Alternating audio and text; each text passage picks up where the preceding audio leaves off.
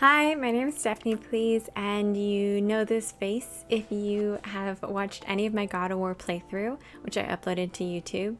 I wanted to say thank you again for watching that. It's still kind of crazy that thousands of people have seen me play God of War.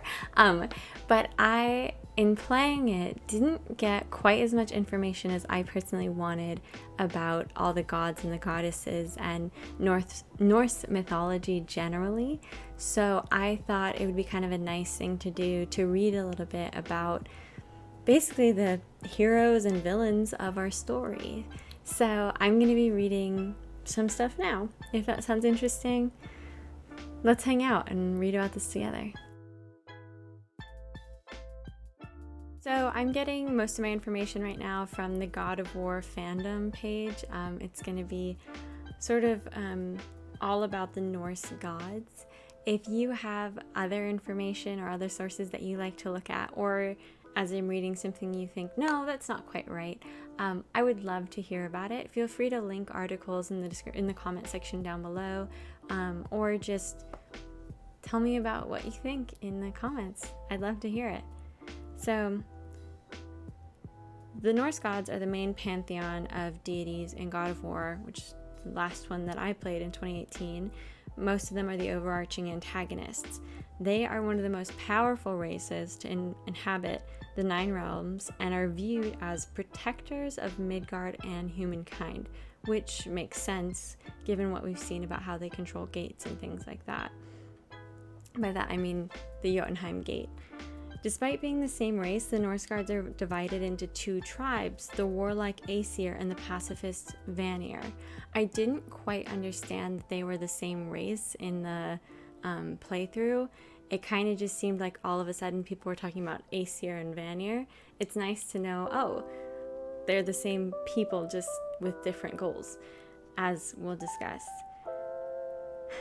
The Aesir gods are more aggressive and warlike than the Vanir, representing the brute strength and raw power of nature. They also believe that the only way for someone to achieve an honored death is to die in battle, which tracks with what I know about Norse mythology. So with the Aesir gods, we've got Bor, father of Odin, Vili, and Vi, which I'm so sorry if I'm butchering those names. Odin, god of war, death, knowledge, wisdom, the gallows, poetry, battle, sky, wind, crafts, healing, royalty, frenzy, divination, ravens, runic alphabet, and magic sorcery.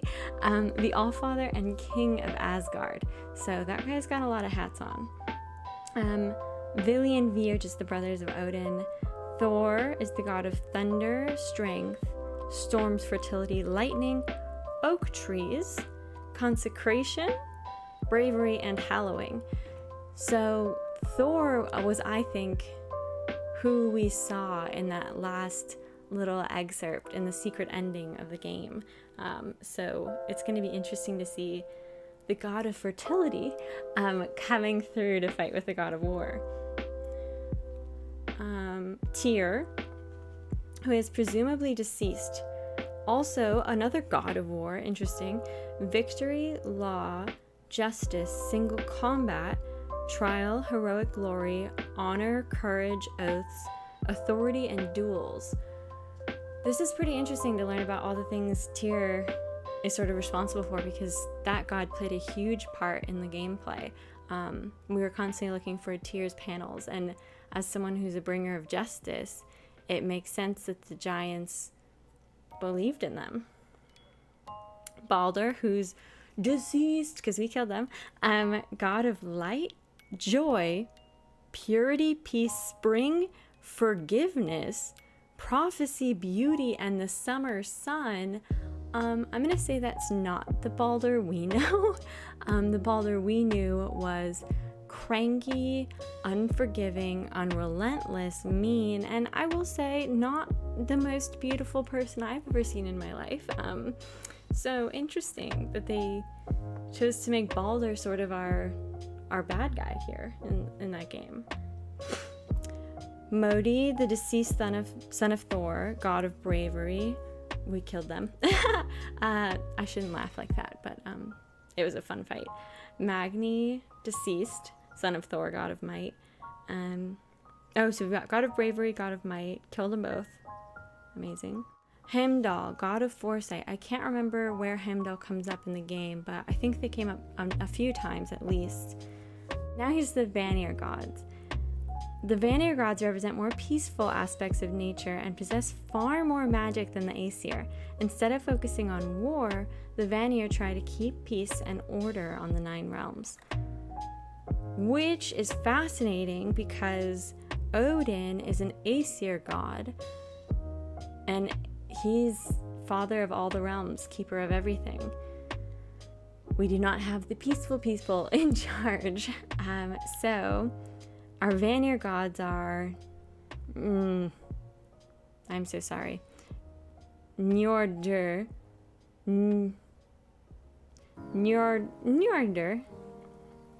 god of the seas, winds, seafaring, crop fertility, wealth, and fishing, king of the Vanir gods. Okay, so we've got dual kingships here. Interesting. Freya, who we know and kind of love but grow to hate because she gets a little bit helicopter momish and tries to kill us and isn't great. Freya is the goddess of sorcery, love, lust, beauty. Yes, Freya is the goddess of beauty. Gold, war, death, witchcraft. Okay, so this one's interesting because I was reading on another site and in some other books that Freya is the Vanir god that brought witchcraft and magic to all of the Norse gods. So she was kind of a big deal. And apparently she slept with like everybody. So she's also the goddess of fertility, warmth, and foreknowledge, the former wife of Odin and queen of the Valkyries. So also the mother of Balder, which isn't discussed in here and is really important because that's the main plot point sort of that drives us along. Freya cursing her son unintentionally, but also intentionally. So the Queen of the Valkyries part is kind of interesting to me because the Valkyries are the hardest enemies pretty much in the game. But I think they took a little bit of artistic liberty with the Valkyries. Okay. Ooh. While most Norse deities... So there's this other group of deities as well. While most Norse deities are from either or both of these tribes, the Vanir or the Aesir, some are hybrids and or descendants from other sapient races as well. Giants, humans, etc. So we've got Atreus and Loki, who's the future god of mischief, evil, deception, artifice, magic, lies, fire, serpent, stories, and trickery. I kind of can't believe that they made Atreus Loki. Also, I can't remember whether his name's supposed to be Atreus or Loki, or Atreus or Atreus. I felt like I always said it wrong when I was playing it, and now my brain is totally kerfluffed on which one's which, or which one's right. So I want to know, do you think it was the right call to make Atreus, Loki? It doesn't seem to fit with his personality from the beginning of the game, like at all. It seems totally random. I have no idea where it was coming from that he would be the god of trickery, mischief, and stories. Let me know what you think down in the comments. So there's also Kratos, who was formerly the second Greek god of war. We know about Kratos, who is the protagonist of the God of War games. We've got Mimir, who's ex-Aesir, god of wisdom and knowledge, former ambassador for Odin, guardian of the Well of Knowledge, before getting his head chopped off and getting tied to that tree. Sol, goddess of the sun. Interesting that the name is Sol because in Spanish, Sol means sun. Then there's Mani, god of the moon. Skadi, goddess of hunting, skiing, winter, and mountains. Hel, goddess of death, which totally maps with Helheim and just hell in general. So for their powers and abilities, in addition to being immortal, the gods are supernatural beings. It's assumed that Most of the Norse gods share many, if not all, abilities of the Greek gods, and such as superhuman condition and magic. And then there's elemental manipulation, which is interesting as well.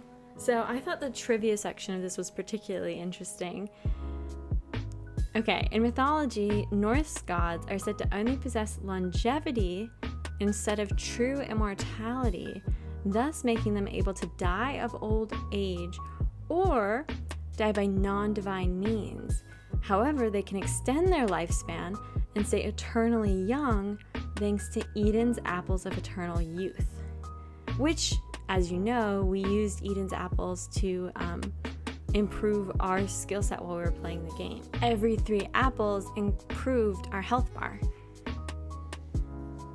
So, unlike the mythology, Norse gods in the God of War universe are immortal to begin with the golden apples being made to be their favored food instead of their source of immortality. This is similar to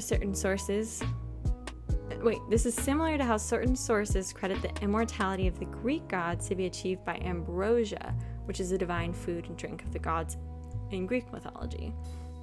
Norse gods do not seem as powerful as their Greek counterparts in the prior games, as they lack certain abilities such as size alteration, omniscience, and projecting themselves through the statues depicting them.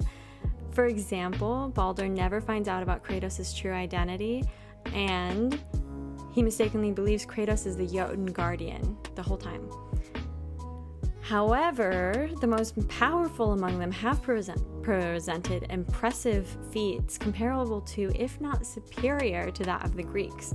For example, Freya's mastery over seer magic allowed her to control the corpse of the mountain-sized Jotun Thamur. However, it should be noted that not all Greek gods possessed great powers like size alteration, but only the most powerful ones like Zeus. In the God of War 2018 novel, Baldur is referred to as the greatest opponent Kratos has ever faced. So that kind of leads you to wonder whether Norse gods are meant to be stronger, equal to, stronger in different ways than other series is bad guys? Gods? Bad gods? Compared to the Greeks, who were on the melodramatic side, but relatively held back on the profanity, the Norse are less shouty, but have a surprisingly colorful vocabulary. Essentially, as shown by Baldur, Freya, Magni, and Modi, the Norse gods act and speak more like modern-day people. I thought that held true pretty well. And I would say that seems to track with what I know about the different mythologies, where Greek gods were very emotional, but they were also very, much like the people, not big into cussing.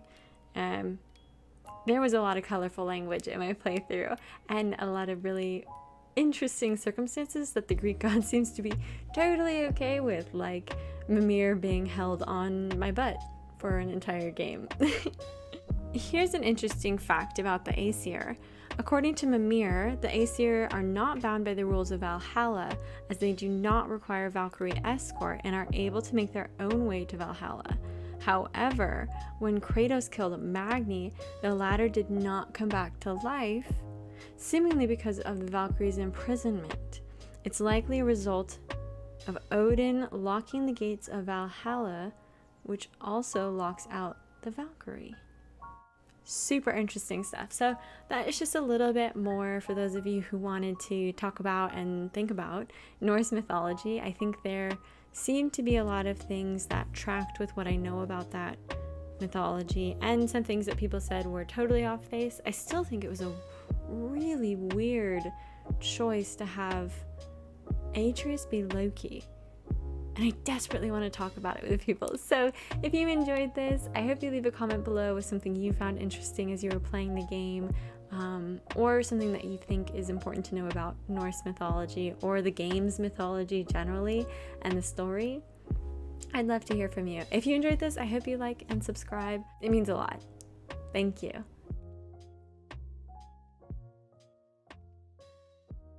Run and throw.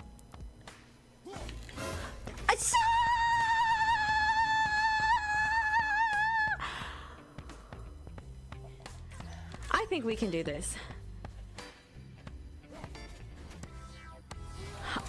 Okay, maybe not, but I think. I want to say yes. I want to say yes. And I said yes, yes, yes, yes. Get wrecked. Thank you, you did it.